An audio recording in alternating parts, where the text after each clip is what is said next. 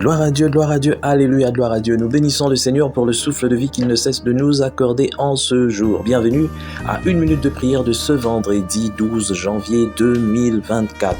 Le Seigneur a mis en mon cœur le désir de partager avec vous ce passage de Romains chapitre 1, le verset 24. Je lis au nom de notre Seigneur Jésus-Christ. C'est pourquoi Dieu les a livrés à l'impureté selon les convoitises de leur cœur, en sorte qu'ils déshonorent eux-mêmes leur propre corps. Mon frère, ma sœur, nous voyons deux mots capitaux ici. Il y a le cœur et après il y a le corps. Lorsqu'on parle du cœur, on voit plus les pensées, on voit tout ce qui est décision, toutes ces choses-là qui se passent dans la tête. Donc le cœur ici, c'est en réalité notre cerveau, notre esprit, c'est tout ça, tout ce qui est immatériel. Et le corps, nous connaissons bien, c'est ce qui est matériel. La façon dont nous agissons correspond à la façon dont nous pensons. Ce sont nos pensées qui avalisent, si je peux dire, nos actes. Donc, si un homme pose un acte, c'est parce qu'il a réfléchi au préalable d'abord à cet acte-là. Alors, aujourd'hui, nous voyons aussi la façon dont les gens sont en train de s'égarer. Ils s'éloignent tellement de la parole de Dieu parce que leurs pensées sont obscurcies. Nous avons vu récemment un entre guillemets pasteur, je dis soi-disant pasteur, épouser 12 femmes. Et parmi ces femmes, une fille mineure. Mais lorsque vous aborderez ce type, je l'appelle comme ça, il vous dira, il va vous trouver au fait des explications aux actes qu'il est en train de poser. Pourtant, tout le monde le sait, noir sur blanc c'est écrit, et c'est reconnu comme paré de l'eau. C'est reconnu. Personne ne peut donner sa fille de moins de 18 ans à un homme de plus de 60 ans. Ce n'est pas normal. Mais puisque, tel que dit la Bible ici dans le passage que nous avons vu, puisque ces gens sont livrés à l'impureté, se croyant sages, pourtant ce sont des fous. Tu ne peux pas prendre une partie de la parole de Dieu pour expliquer la pensée de Dieu. La pensée de Dieu ne se renferme pas dans une seule parole de la Bible. La pensée de Dieu est renfermée dans la Bible, dans sa totalité, la révélation de Dieu. Lorsque tu as un passage, ne le sors pas du contexte, mais emmène-le, essaye. Donc je ne sais pas si on doit aussi commencer encore à donner des cours d'herméneutique à des gens qui ont déjà fait plus de 30-40 ans en tant que pasteur. C'est ce qu'on appelle tout simplement le dérèglement, la déviation.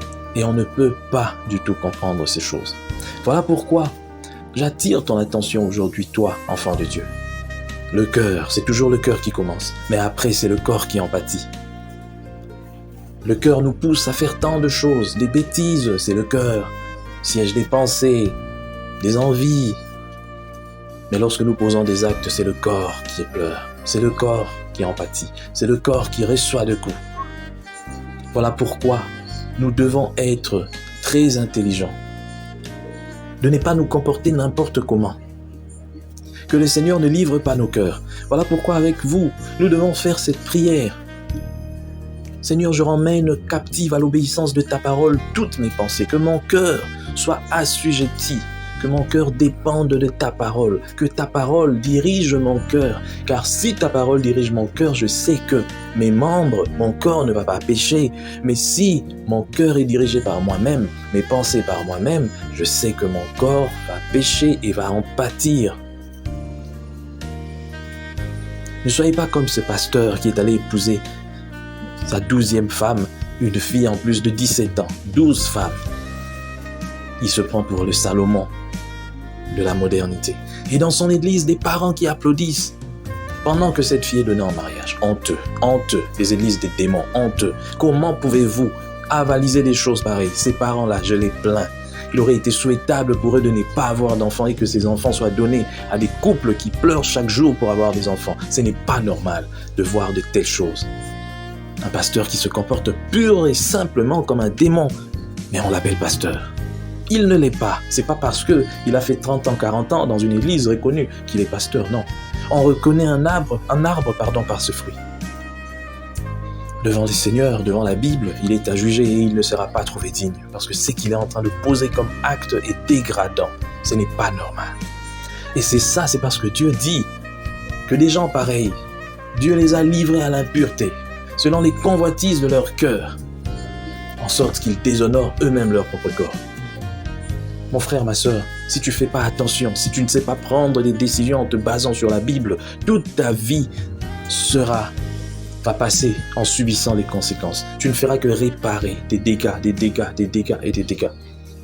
Que le Seigneur nous aide à ne plus laisser nos cœurs prendre des décisions seuls, mais que sa parole soit toujours la directrice. Renseigne nos cœurs, afin que dans les actes, nous puissions voir les choses se réaliser. Au nom de Jésus, nous prions. Seigneur, merci car je sais que tu as envoyé cette parole afin d'aider quelqu'un. Je prie pour tous ceux-là qui vont suivre ce message, où qu'ils soient, dans le monde entier.